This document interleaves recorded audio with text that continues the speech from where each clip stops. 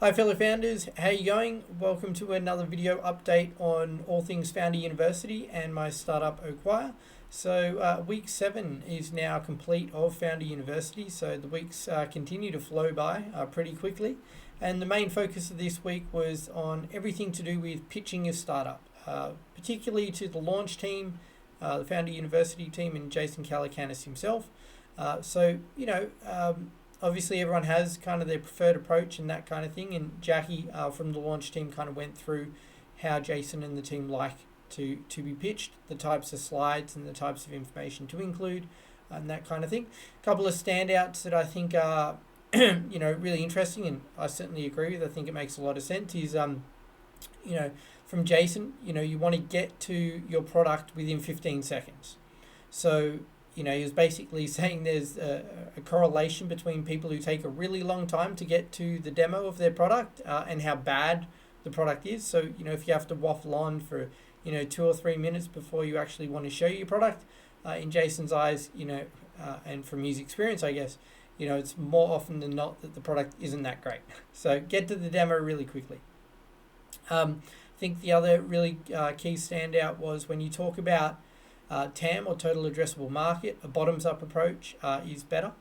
And this is something I've believed in a long time. You often see people throw out a figure like, oh, the enterprise IT space is worth $800 billion.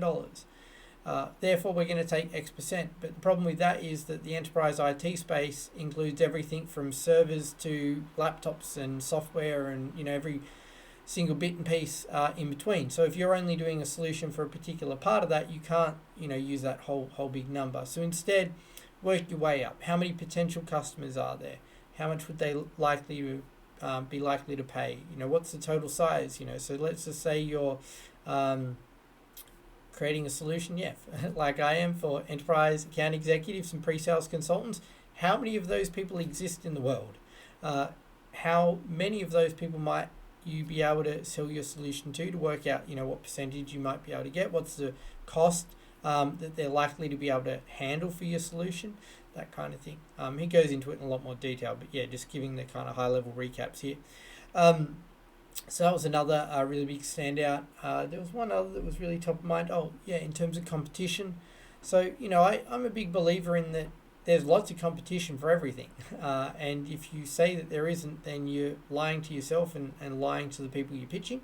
Even if you think about some of Jason's most successful and famous investments like Uber, right?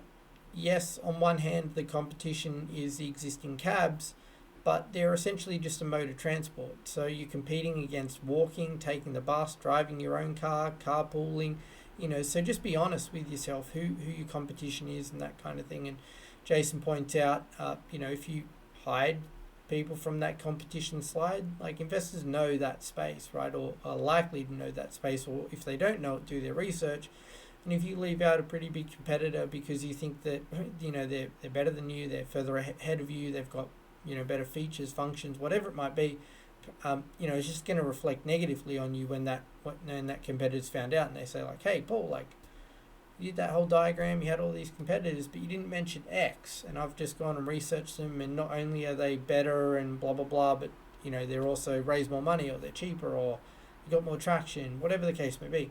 Why weren't they included? And now all of a sudden you're trying to justify why a competitor wasn't there when they really should have been. So I think lead with honesty, and it's not bad to say there's competition. There's competition for literally everything, and if there's not, there soon will be.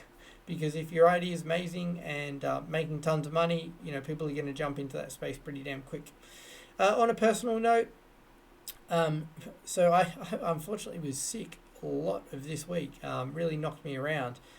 So not only was I off from my day job, but didn't get the same amount of hours that I really wanted to in for Oqire, when I work after hours and that kind of thing. But did make progress.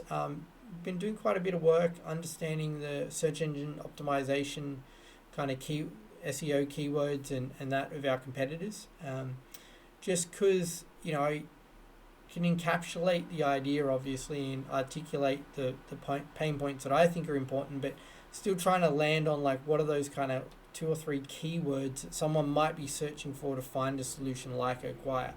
So I wanted to look at our competition and kind of dive into that and try and see, hey, if they've done the research and landed on some good keywords that are getting them a lot of traffic, like let's just leverage those or variations of those. So using a tool called SpyFu and also another one, Ubersuggest, to dig into that. I've got paid accounts for both of those. It's a bit duplicate, but both of them offer kind of like one of them offers a 30-day and the other offers a 7-day trial to get your money back. So I'll do a little bit more testing and then end up with just one of those. And then continued to progress on the application itself. So on oqire.com/roadmap, we've got the public-facing roadmap. And one of the key items on there is both new features and then feature enhancements.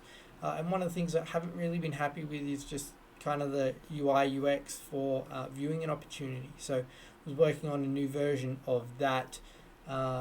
Maybe actually with a bit of luck, if I just quickly might be able to bring that up and give you a sense check of kind of where we're going with that. If I've got it running in the background, let me just check.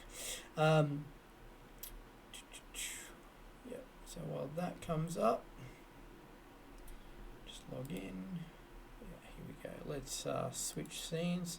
Cool. So yeah, this is the kind of new layout that I'm working on. It's not fully fleshed out and everything, so it's very much a work in progress. But the idea is to kind of give more real estate, space out kind of some of the sections a little bit more, and then you'll be able to kind of navigate through these different sections to view the various bits and pieces of information. So kind of like tabs, and then I'll have some animation so that this closes down in a nice kind of view. But yeah, look, a small update, but one that I think is necessary. So if we go to oqire.com, let's go over there. I'll show you the roadmap and just talk to that for a brief minute or two. So basically, the new feature that will come in next is opportunity scoring, and then this is a feature enhancement that I'm currently working on. So viewing the opportunity details, I'll probably get this done before the new features. New opportunity scoring, just in terms of like time and effort. It's easy to get this out of the way, and then the opportunity scoring will just allow people to basically determine, like, hey, if you're a pre-sales consultant and you look here at your opportunities, which one's high value, which has a strong likelihood of being closed won, so winning the business, and then which also has a strong, medium or weak kind of alignment with the actual capabilities of your solution. So you could have something that's low value but high alignment with your product and its capabilities. Therefore, hey, it might still be worth investing time versus something that might be higher value but very low alignment and very low percentage chance of being won. So that's the kind of methodology there, and just creating some ways of capturing that information, not only from the pre-sales lens, but also the sales consultant as well, and bring those two worlds together. Sorry, I didn't mean to bring that across. Anyway, look, I'll finish up there. That's the weekly recap of Founder University and a few of the exciting things that I've been working on Oqire. Hit that subscribe button if you want to follow along in the journey, and I'll catch you in the next one. Thanks for listening.